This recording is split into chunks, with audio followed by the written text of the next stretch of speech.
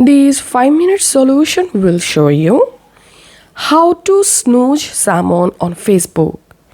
So if you're in your Facebook timeline and you want to snooze someone, and the snooze mean if you snooze someone, you won't get any post or any videos from the profile on your timeline.